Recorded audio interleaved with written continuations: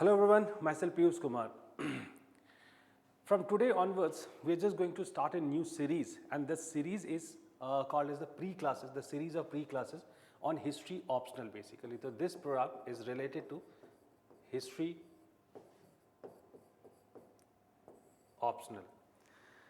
Now, if you have been planning for 2023 UPSC CSE attempt, in that case, what is the ideal way of preparation? That by the month of December or January, max to max I can say 15 February, your optional should be done. If not complete one, in that case we can say at least 75% of the syllabus if you have completed.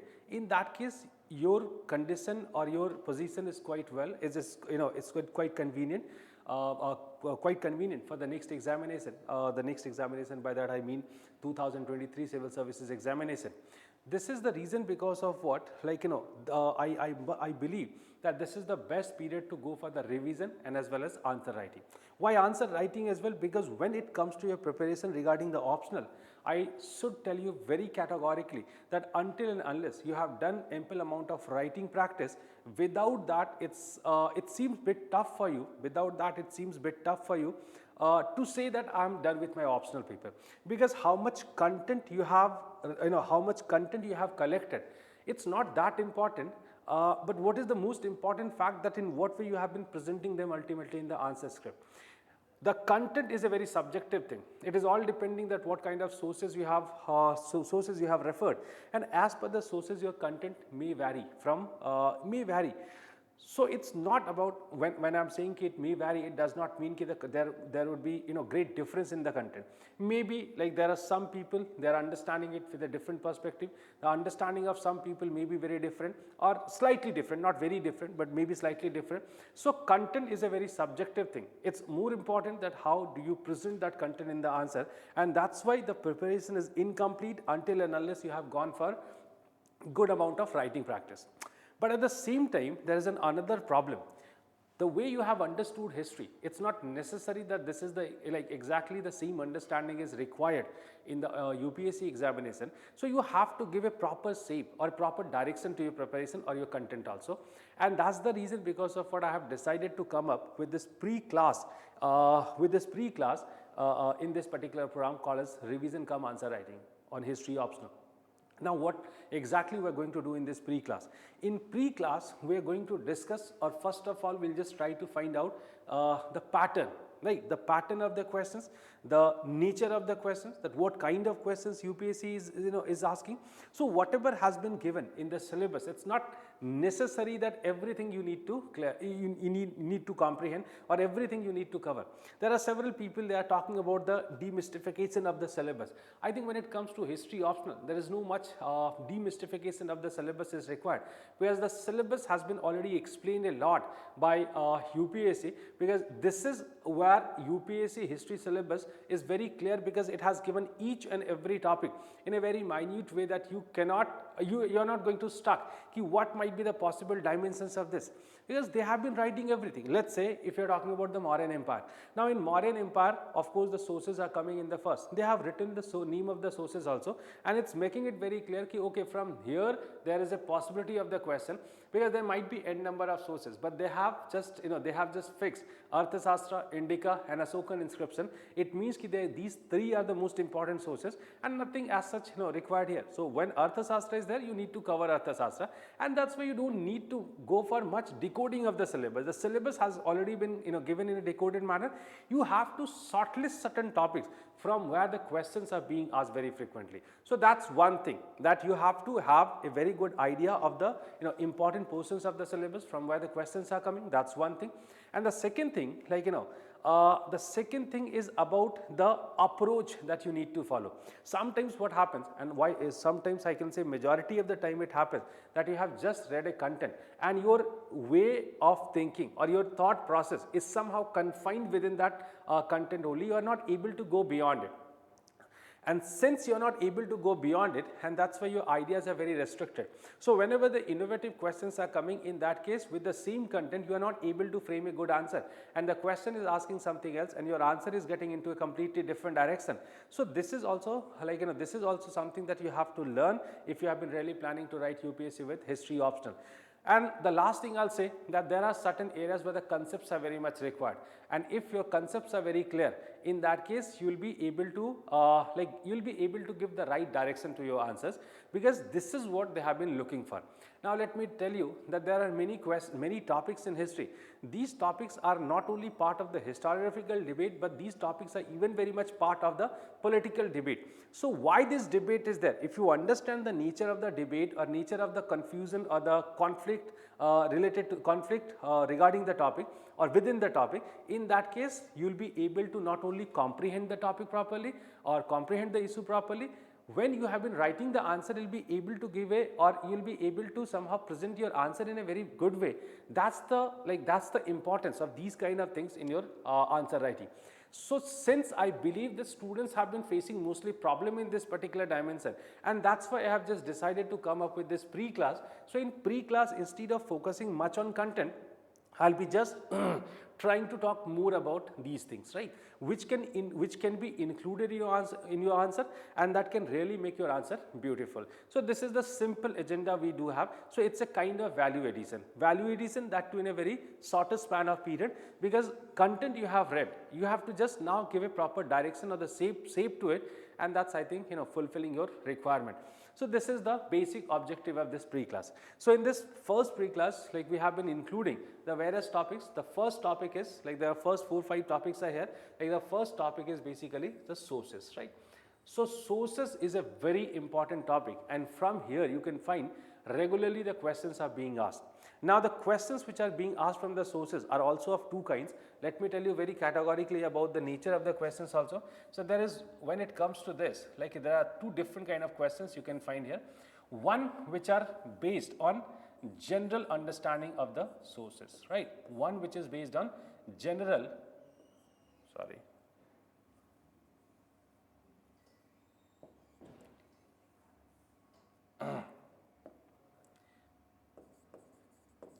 understanding, or they are very questions of very general nature, right? Then the second is about some specific sources. The second is about some specific sources. Specific as in, like, they have just picked up a period, and from that particular period they have asked the question. Let's say they are asking a question on Dharma Shastra, they are asking a question on Puranas, Dharma Shastra, or Itihasa Purana tradition, or Artha Shastra, Raj Tarangani, it may be anything. But these are the things which are somehow falling in a particular period. So in that period, like, that source is considered to be a very relevant one, and that's why the questions are being asked on that. But the first category is the questions are very, in first category, the general understanding is playing the most important role.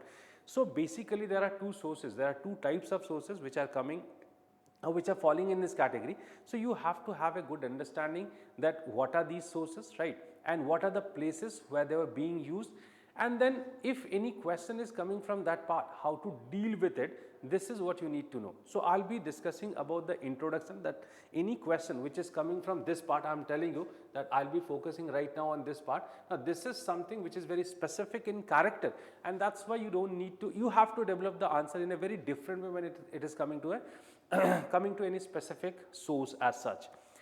Now, if we'll see the sources, primarily speaking, there are two different kind of sources, archaeological and literary sources. I have already told you that we are not going to emphasize much on content. There are certain places where we'll discuss little bit about the content, and at the same time, I can tell you that this is the PDF material that you'll be having access on, and this PDF material will compensate the things that I'm not discussing here.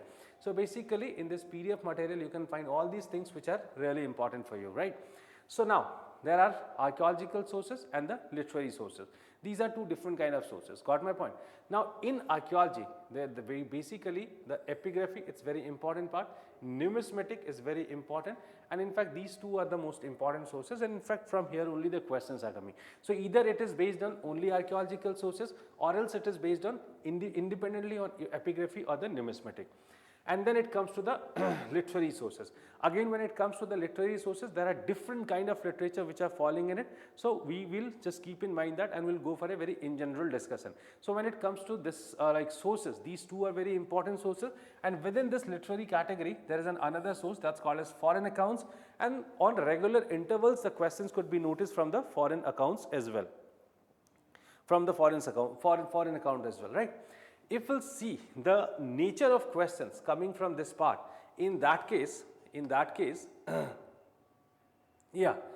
So there are, as I told you, that there are certain questions which are based on some specific sources. So let's see, the X is the pattern of settlement, economy and social organization and religion of India during 200 to 500 BC from the archaeological evidences. Now this question is based on some specific kind of sources, because it's asking basically about the Vedic period, right? It's asking, this question is asking about the Vedic period, Vedic period, and whatever the archaeological evidences we do have, on the basis of that, this question is asking about the settlement pattern. So it's a very simple question, it's not very tough. So we'll try to include these kind of questions when it comes to the period itself, right? Discuss the changing approach to the study of early Indian history. Now this is a very good question that has been asked, and this question is more based on historiography, right? This question is more based on historiography, and for historiography, discuss the changing approaches, right? So what are the changing approaches? There are various changing approaches that you can talk about, such as, you know, earlier, like first of all, you need to know that from where the history writing of India started. When I'm saying history, so you should understand the history in a modern sense, in a in the sense which is there in the present times.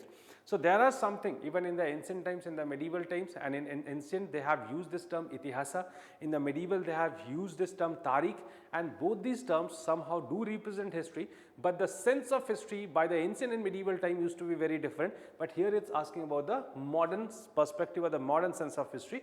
So as per the modern sense, you can talk about the various schools which were emerging on various occasions. And in fact, last 30-40 years, specifically in last 30 years, I must say, there are some more changes which have happened, and the way the postmodernism is becoming very important in history.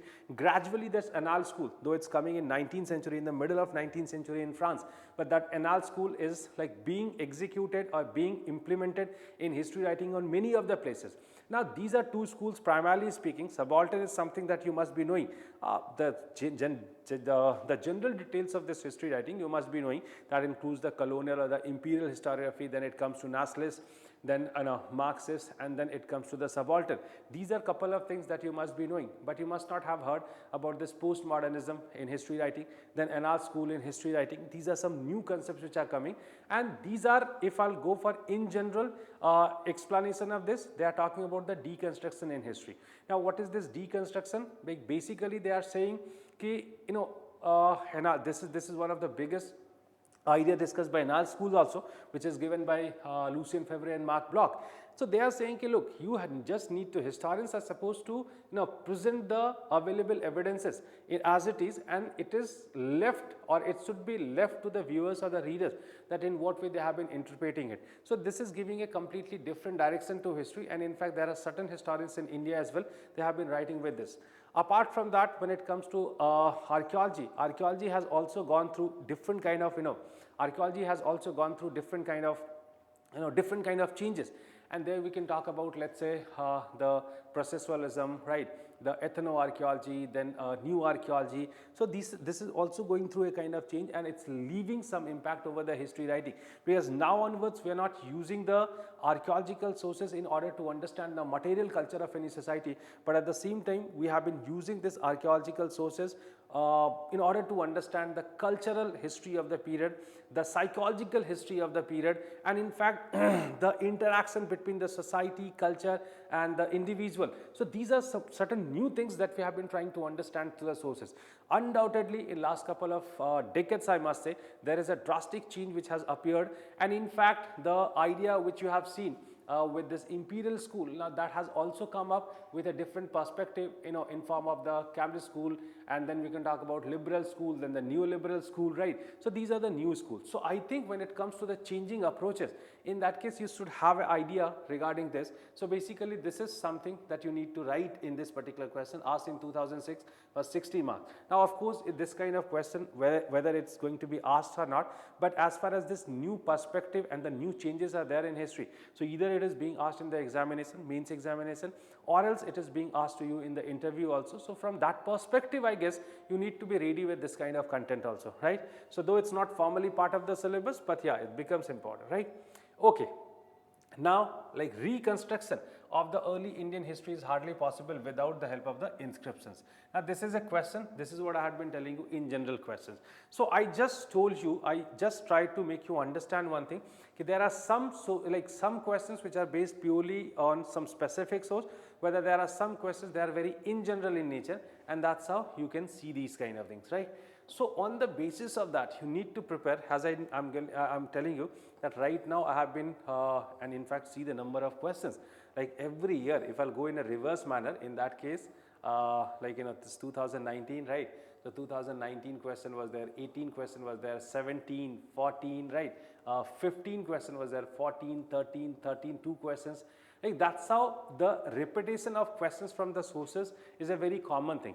This is one topic that you need to not only prepare, but you need to prepare well if you really wish to perform good and if you are really targeting somewhere around 300. So targeting 300, it's like saying this that I have been targeting 300, it's an easy thing. But we have once you have been really planning for this 300, so I think you need to put some efforts also. And of course, putting efforts in the optional is always paying you, because you all know that in optional it's quite easy to score if not 300, because 300 plus minus 10 I always used to say. Why plus minus 10? Because when it comes to your preparation, you cannot be sure from the beginning itself that nahi, I have done this much and then I am definitely going to score more than 300 or something like that. This is something which is depending on several other potentials also, such as your writing skill, and then the way you have comprehended history. So there are some other factors, but definitely you can target 300 plus minus 10, or let's say plus minus 20. So this is one important part. So you have to prepare it well. So we'll be just focusing that, we'll be discussing, or we'll be going for some sort of general discussion over it, right? Okay, coming back to the point.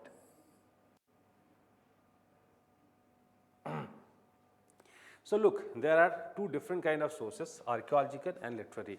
Now when it comes to archaeological sources, first of all, like I must tell you that if you have been really writing the introduction, in what way you should write the introduction, that's a very important question, and most of the people are having difficulties in it.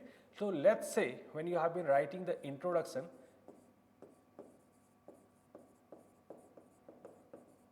introduction of what? Questions related to sources. I'm very specifically talking about the questions related to sources. Now the moment it comes to introduction, like you have to go for a very general introduction, right? That history is constructed with the help of two different kind of sources, and that's called as archaeological and literary sources, right? In two sentences, you can just define the archaeological and literary sources, that what are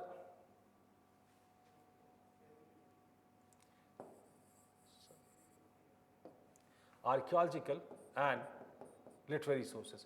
And you just in two sentences you need to define, okay, this is what called as archaeological sources, this is what called as literary sources. Now if the question is asking to you for a kind of comparative study of these two, like you can write about both. If it is asking about only archaeological, if it is asking about only archaeological sources, then write about the archaeological. Matlab, after writing the first sentence, you write about only archaeological sources. You write that what are the specific sources which are falling in the category of archaeological sources. You can write about certain changes, or that you can even leave for the conclusion also. So when it comes to introduction, it should be always general, right? It should be always general. So don't try to make it very elaborated. Don't try to make it very beautiful as such. Go for a general discussion over the sources or the importance of sources in history writing, and then we'll be writing. Suppose this question is about, let's say, literary sources. Like in that case, from the next part, which is your body part, you have to go for it, right? You have to go for this literary sources. Like these days comparative studies are, or the comparative questions are also being asked.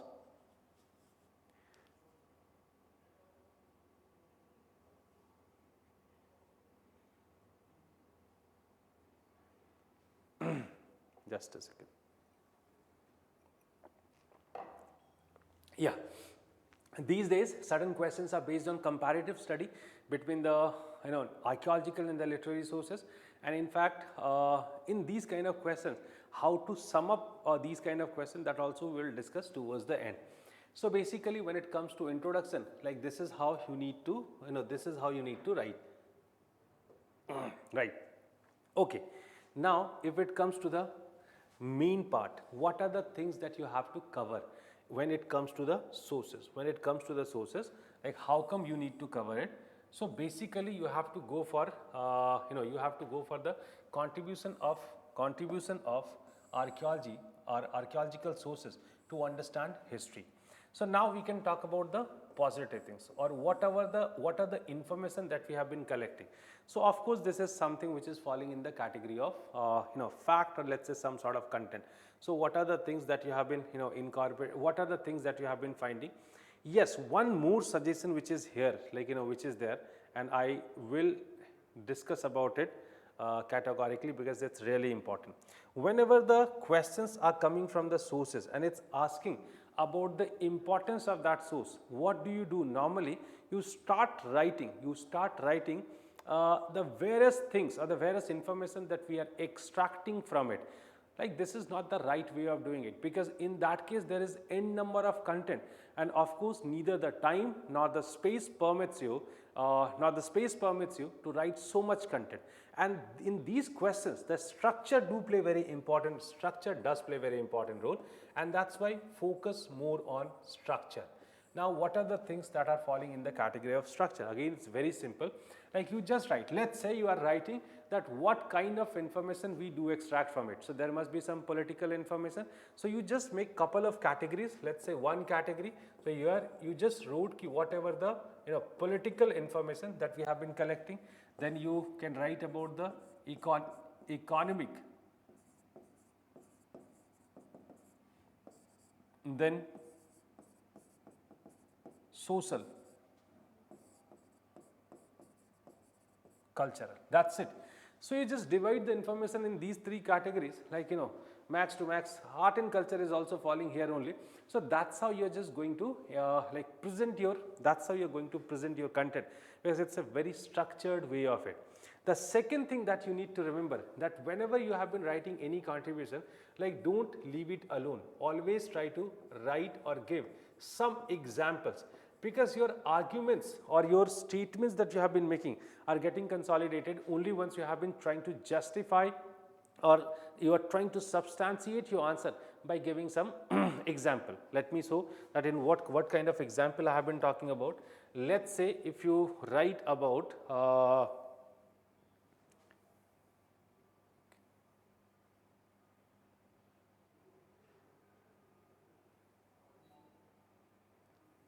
okay, inscription as a source of history, right? So okay, it's positive part, right? Okay, such as if you are talking about the political part, if you are talking about the political part, in that case you can refer Samudragupta's Prayag inscription. If you are discussing about, let's say if you are discussing about the other information that we have been getting, such as the the settlement pattern, and then agrarian relation, and then the land chart, the forms of labor, the revenue system. In that case you can mention the Ashokan inscription or the copper plates, which are giving us very good information about these institutions, economic institutions precisely speaking. So that's how we can say, when it comes to the information, putting information, that should be always supported with some sort of examples also, because that's how there is a weightage that you have been getting in your argument. So that's very important that you need to keep in mind. So when it comes to inscriptions, like that's how you should deal it. So you should try to prepare the positives and the negatives. So as I told you that there is nothing much required to discuss about the content, and that's why I'm just trying to avoid it. There are certain drawbacks also. So in point format I have given everything, and like I have given everything. Let's say drawback of archaeological sources, and then no, above you can see that I have just written about archaeological sources, like contribution of archaeological sources to understand history. So this is archaeological sources in general. What are the points that could be included? Then it comes to inscription as a source of history. So what are the information that we have been extracting from? Sorry, we have been extracting from archaeological sources, inscriptions basically. So all these informations are given. So basically you extract the content from here, and that's why I'm not discussing much about the content. Then it comes to the drawbacks of the archaeological sources. It's given here, right? It's also given here. So so this part, and this is given in a point format, so you are getting ample amount of content for your answer writing from these documents, from where it's coming, right? From where the questions are coming. So there are certain issues also, like which are also highlighted. Again, as I told you that I'm emphasizing on the example. So I have just tried to incorporate the important examples, the examples which can really help you in answer writing. Got it? Okay, right. Let's numismatic. The same pattern has been followed for the numismatic, and if you're writing any answer on numismatic, I must tell you that it should be also dealt in in the same way. The positives, right? There must be some negatives and so on. Now here again, I would like to tell you one more thing. Okay, such as if you have been writing any answer, if you have been writing any answer, now how to frame the positives and the negatives of answer, that's also a good thing to be understood. Sometimes what happens, you start the answer, like you can do it like after the introduction. Let's say first you wrote introduction. Let's say you just wrote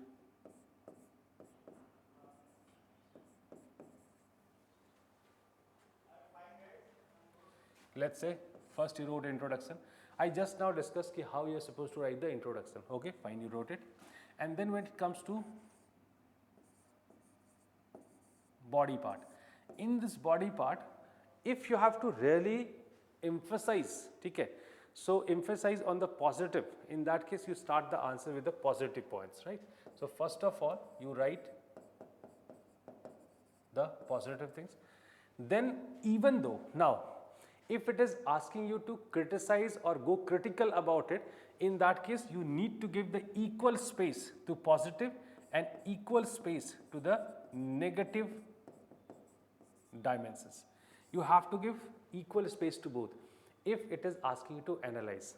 If the question is only asking you to highlight the positive part, in that case somewhere towards the end you'll write couple of points. If not, it's not necessary also that you have been writing in point format. You can do one thing,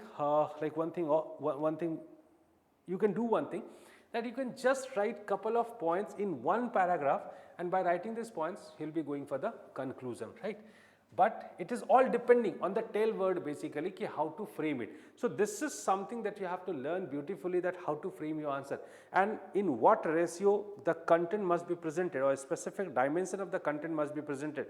This is something you have to be pretty sure of, right? So that's how he'll be framing it. And then finally it comes to the last part. Okay, I'll come to the last part only once I discuss about the literary sources, right? So when it comes to the coins as a source of history, the same positives, and then there are certain drawbacks also, okay, which is noticed. So shortcomings basically. So the shortcomings of the numismatic as a source of history. So the couple of points are there. So in this PDF you'll find the ample amount of material to really write your answers, right? Then it comes to the literary sources. Again, when it comes to literary sources, there might be many sources from where specific question can be asked. But as I have already discussed, that I am not discussing the literary sources. I am not discussing about the literary sources or specific sources. But when it comes to information that we have been extracting, the same pattern you are going to follow there as well. Like of course, it is covering the historical events, and in this regard we can say, you can say that this source is better. But before this, I would like to tell you one more thing. which is a lacuna in Indian history writing, and on this dimension UPSC has asked the question. Now, what is the lacuna? When Indian history writing was started by the imperial people or the colonial people, they had started writing the history of India on the basis of literary sources. So, they have been primarily focusing, not primarily, they have been only focusing on the literary sources. You all know that they had been starting the Asiatic societies. Asiatic societies started doing the translation works. Very soon they got good amount of compilation of these kind of translation works, and then they started using the same sources for writing the history. Now, it was the colonial India, and I think there was no chance that this colonial people would be going for ASI, Archaeological Survey of India, or any such department which is working for Indian archaeology, and that's why their writing was completely dependent on literary sources. More or less, when the nationalists are coming, they also followed the same pattern, because ASI once got formed somewhere around 1870s, but could not work for a longer period of time, and then again getting formed somewhere in like in the beginning of the 20th century, the first decade, in fact, 1903, 1904, exact year I don't remember right now. So it got formed. So basically, now then onwards it worked continuously, but still not only then, even now the Archaeological Survey of India has been really struggling for the fund. And of course, India is not that prosperous country where it can invest great amount of money for the historical researches and all, and that's why certain limitations are there. And that started a wrong trend in Indian history writing, that we have been always trying to be more dependent on the literary sources, and that is always presenting a biased perspective. Yes, this is also true that it is easier to write the history of any region on the basis of literary sources, because it has been covering the historical events directly. This is the very important thing that you need to keep in mind, that since the events have been included, or let's say covered by that source directly, and that's why extracting history becomes easier. But this is always a kind of biased picture, and it's not presenting the real picture of the history. So that is a bit confusing, in fact, for history writing. What is this ideal way of history writing, where you have been keeping both the sources together and then only you have been saying it? Got my point? So historical events are like being covered here, but this this lacuna with Indian history writing, that you have to keep in mind. And mind you, this information itself will be helping you to write many answers, and you'll be able to give a proper dimension to your answer only once you are having this information, right? So the same way we can go for it, like historical information, then we can talk about the political information, we are collecting the economic information, the social information, the religious information, and then we can talk about even the cultural information, that includes like culture, language, literature, skill, ideologies, ideologies, and all these kind of things, all these kind of all these kind of informations we have been extracting from here. Again, I have just given certain examples also when you are saying economic information. So what is the best source? And in fact, one more thing you should keep in mind, whenever you have been writing answer, you have to be very particular about the examples.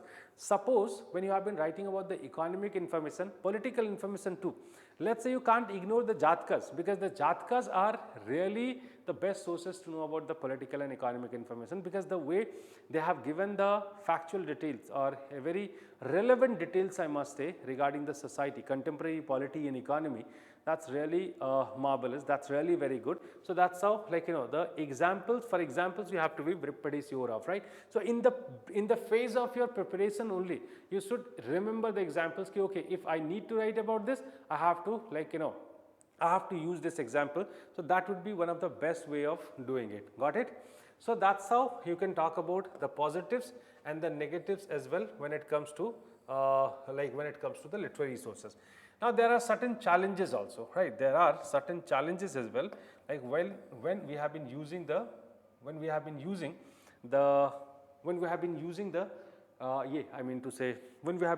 literary sources. So now what are the greater challenges? Now there might be many challenges, right? But there are some popular challenges that you have to keep in mind. Now when it comes to history, the concept of time and space is very important. The concept of time and space is very important, and in fact, if you are not understanding the importance of time and space, in that case, I must say that your understanding is a bit lacking, right? So when you understand the real sense of the subject In that case, you must be understanding this, the importance of time and space. So basically, the problems, like we can talk about the not very particular about time and space. Okay, it's not about like the way you find that neither it has mentioned about the place where it has been written, in which time it had been written. There are many sources which are written in multiple goes. Arthashastra is one of the ideal example for this. Then we can talk about the cyclic concept of time. This is also creating problem, whereas history is interested in the linear motion of time or the linear concept of time, and history is also interested in presenting. History is also interested in presenting or in using the normal units of time, such as years, decades, then centuries. That's it. Like it's not it's not interested in the microseconds or the these kind of things, right? Or the bigger units such as eras, epochs, or such kind of thing. It's not interested at all, right? Extrapolation is another problem. Got my point? It's written in poetry or drama, drama form. Biases of the literature, that is another important problem that could be noticed with it. So this is also one problem that you need to keep in mind. So that's how there are certain challenges that could be noticed with the literary sources also. Again, I'll say the points have been given here, so that can really help you in writing the answers. Got it? Okay. Some more points are there. Specific points I have already discussed. There is no direct presentation of the society. You need to always extract from it. Okay? Okay, there was one more category of sources. That's about basically the foreign accounts, right? So now, when it comes to foreign accounts, the questions are coming again from foreign accounts on some intervals. ठीक है, 4-5 सालों के बाद पूछते हैं एक बार ये question foreign sources से. Now, when it comes to foreign accounts, you have to be very particular about about these foreign sources. When it comes to ancient times, there are two distinct kind of sources we can use, the Greek and the Latin sources and the Chinese sources. Most of the time you can find the questions coming from the Greek and Latin sources. Now, why Greek and Latin? Like why the Greek and Latin people were so much interested in knowing about India? That's a very important thing. And in fact, they were interested in knowing about India because they had regular relation with it. During that time, it was not easier for everyone to come to India to see the way these days you find the tourism. There was no concept of tourism during those days, and this is how it's not possible. It was not possible at all that they. It was not possible at all that they would be. It was not possible at all for everyone to come here, and that's why once they were interested in knowing about India, they had been coming to India, right? That's one thing. And the second thing, why the Chinese people were coming, they also had a limitation, because their limitation was about the religion. So they wanted to study Buddhism, and most of them were coming to India for that purpose. So both the kind of sources used in ancient times had specific interest in India, and that's why they had been coming. So as per their interest, the problems could be noticed in their sources. Of course, they are quite helpful, and you all know that they have been emphasizing again, or they have been throwing light on various dimensions of society. So it may be polity, it may be economy, it may be society, it may be culture, it may be festivals and many other things. So there is a longer list of information that could be classified into certain categories. The categories, as I did tell you, that what is the best way of doing it. But there are certain problems. So majority of the Greek and the Latin authors, they never came to India except Megasthenes, and that's why these informations are mostly based on hearsay. ठीक है, वो कुछ सुनते थे और वो सुन के किसी और को ट्रांसफ़र करते थे, फिर वो किताबों में कंपाइल होता था. तो एक बड़ा डिफरेंट इनका ट्रेंड, डिफरेंट टाइप का ट्रेंड है उनका. Like most of the important writers, such as Pliny की बात कर लीजिए, who is writing Natural Historica. Then you talk about Periplus of Erythraeancy, written by some anonymous author. Like all these authors are never coming to India, but ultimately they had been presenting information about India. What else we can write about? Like they were only writing those facts which are very interesting. You all can understand that now people, those who are genuinely interested in knowing about India, they were not collecting any sort of academic information for India. They were only they were common people, and that's why they were interested in some basic things. ठीक है, some interesting fact, not basic, some interesting fact. ठीक है भाई, India में अगर वो कहते हैं कि like there is something very unique in India, so that had been always given preference. But there is something which is very unique in India. It's not necessary that it's a general feature.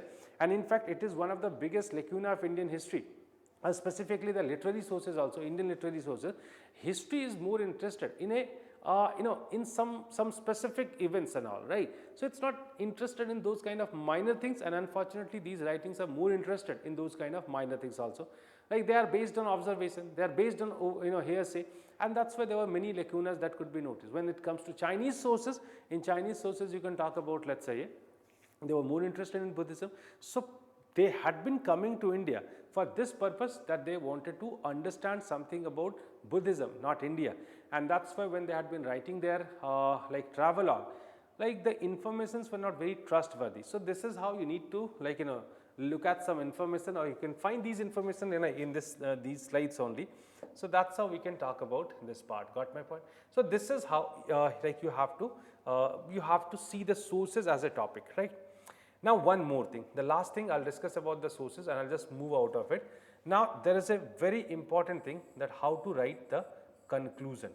Now conclusion is always problematic. There are some people always suggesting that you should conclude something. The problem is that in history we are not in a condition to conclude. So that's how you can write, that's why you can write many open-ended answers, and there is no problem at all. If anybody is facing this difficulty, that how to write an open-ended answer, history itself is an open-ended. History is always open to accept the new ideas, the new interpretations, and that's why it's not necessary that in each and every topic you can conclude it. There are certain topics where there is a kind of consensus among historians, and that's how, since there is a consensus among historians, and that's why you can go for conclusion. But if the conclusion, if the consensus, historians are not consensus on any particular topic, in that case even you are also not supposed to conclude it as such, that you need to keep in mind, right? So in the conclusion, just one suggestion, whatever the question is, your conclusions, if it is in general in nature, your conclusion should be always juxtaposition. Okay, that we will be keeping both these sources together, and that will get us the best history. That's it. So all the sources, or all the kind of sources, the types of sources are having some positive things, some negative things, and we have to keep in mind all the things, and that's how we should go for the juxtaposition. So this is a keyword also, and in fact you should not miss this keyword, and you should always try to incorporate it in your answer, and that's how every answer which is in general in nature should be concluded in this way. That's what you need to keep in mind, right? So that's all about this topic. Now let's move to the next topic that we have to cover, and it's about basically prehistory. Prehistory, right? Now this is a topic which is not very important, right? This is a topic which is not very interesting, and in last 13 years the number of questions are these many only. But it does not mean that you are supposed to leave this topic, because you cannot dare to leave this topic as such. It's important, it's very important for you, and that's why you can't leave it. There are certain questions like 2010 they have asked question, 13, 16, 17. So on regular intervals you can find the question, and you should also prepare it in that way. You just have to identify some important themes. Now when it comes to the important themes, what are the themes that could be really incorporated here? Let me talk about it. So when it comes to Mesolithic period, right, there is nothing important for the Paleolithic period. Ignore it, because the questions are never going to come from Paleolithic, and unfortunately Paleolithic period does not have this much wider study from where the questions could be asked. They may ask questions on their life ways, okay, but the chances are very less. But any question that you have been writing on prehistory, you have to keep in mind one thing, that what are the sources that we have been using. So you all know about archaeological sources, but here the ethno-archaeology is also something which is being very used very frequently, and that's how you should always mention ethno-archaeology in your introduction itself, that whatever the information I have been presenting, these are based on archaeological sources and then ethno-archaeology, where the similar communities were being studied by the ethno-archaeologists, and then it was incorporated in history writing. So the kind of information we do discuss for this part, it is not true that we have been knowing about all of them, right? Okay, so one question may come from Mesolithic art, That's the only possibility from the Mesolithic period. So again, I have just included that what are the things that could be discussed here on Mesolithic part, what are the themes basically, what are the themes. So you have to be very particular about the themes which are there and some technical aspects of it, some themes and some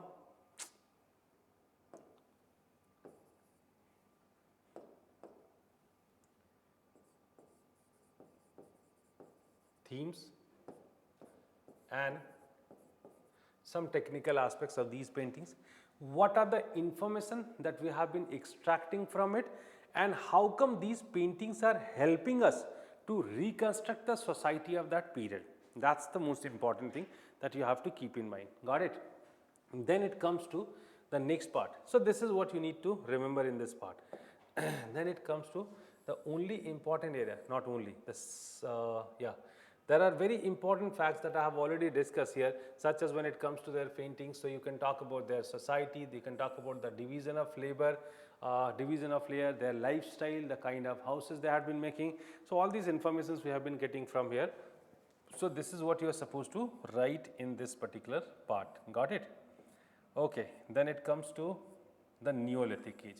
Yeah, in this particular part, what I find important is the Neolithic age.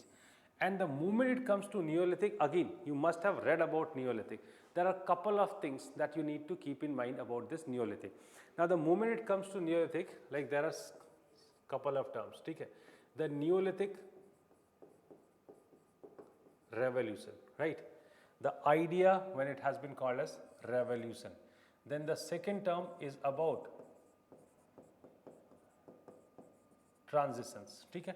So revolution is there, transition is there, the second idea, right? And then when it comes to revolution, of course, you need to write, know about Gordon Child. It's a very important person who had been proposing his idea. So transition. Then you can talk about the lateral change. Lateral versus vertical.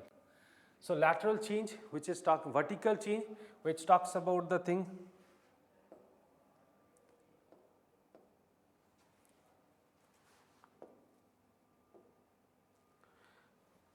okay. So I'll just briefly discuss about it and I'll come out of it. So there is a concept of Neolithic as a vertical change, right? Why vertical? It was confined in one place. That's related to diffuseness theory. Now, what is this diffuseness theory? I think if you have studied history seriously, in that case, you all must be understanding it. What is the meaning of this diffuseness theory, right? So, I'll be just briefly discussing about this.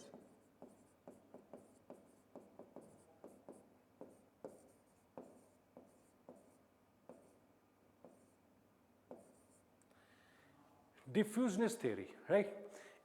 So it is supported by Gordon Child also, and as per this theory, this change happened only in West Asia, where due to some environmental changes, the plants, right, the flora, fauna and human being, they all are coming closer to the oasis or the water bodies that developed a better understanding among themselves, and that ultimately this better understanding among themselves ultimately comes up with the domestication of plants and animals, and that's how it was happening in only one place and then later got spread to the other places.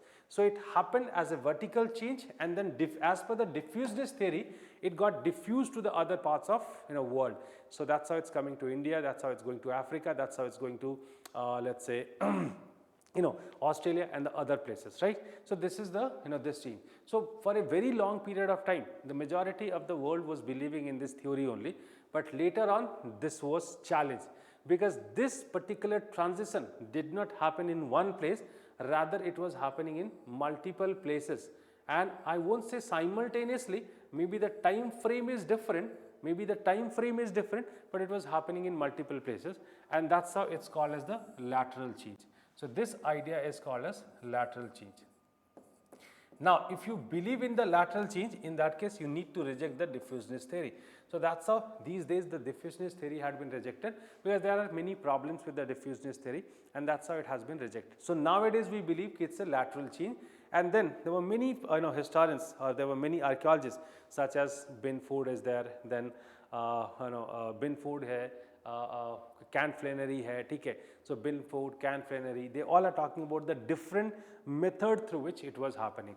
So if we'll talk about the broader understanding of it, in that case we can talk about this vertical change, lateral change, diffuse theory, and then one more idea, that when it comes to the idea of revolution, the idea of revolution, that has been also challenged or rejected, and now instead of revolution we have started calling it transition. Transition, or else we can talk about evolution, right? Or else we can talk about evolution. So these are the terms which are very important, because these are the key words of your answer. So if you need to play with it, this is how you are going to play with it. So when it comes to the prehistory, specifically Neolithic, in general, that's how you need to deal with it. Got my point? And then it comes to the next part of this, okay, in the Neolithic, and this is basically about the various settlements. Once they had asked the question on this also, like various settlements, right? So there are 6 different patches where you can find it. You can find it in the northwest, like northwest, you know about Mehergarh and all. So I think this is the earliest place where this transition started. That's one thing. Then it comes to northern India. There you can find about Burjahom, Gufkaral, the Neolithic sites. Then it comes to central India. Okay. In central India, certain places like Koldiva, Mahagara, and all these places are there. Then you go to the eastern India, right, or middle Gangetic plains. There also you find the places like Chirand and all. Eastern India, Daujali, Harding, and all these places. And then it comes to southern India, and there you find this Ash Mount sites. So basically there are 6 different zones of Neolithic transition. 6 zones of Neolithic transition, and I must tell you, zones, the time period is different. Time period is different, right? Then features are also very different. Features are also very different. So everything, either you talk about time frame or the period, right? Time frame or period, like the features most importantly. I'm just giving you one example. Ash Mount sites is very different, and there was great amount of debate regarding it. Like some found it related to Vijayanagar period, some found it from megalithic, some found it Neolithic, and Robert Brucefoot, who's called as the father of Indian archaeology or Indian prehistory, not archaeology, like he finally concluded no, it was the Neolithic sites, and in fact it shows they had also converted into agriculturist communities. And I'm just telling you about one zone. Every zone was different from each other, and that's how there are 6 different kind of transitions that could be noticed with respect to this Neolithic communities. Got it?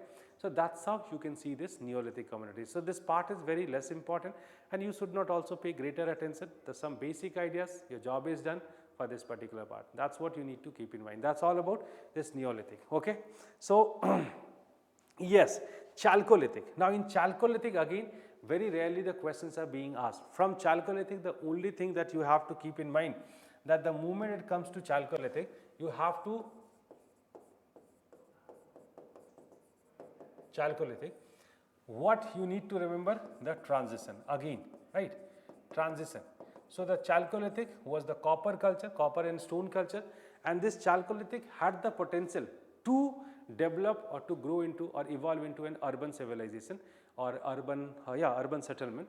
Inamgaon, Naimabad, these are the places which are the late Chalcolithic sites, and they are the late Chalcolithic sites, and they had the potential to convert themselves into an urban civilization. But before they would have converted into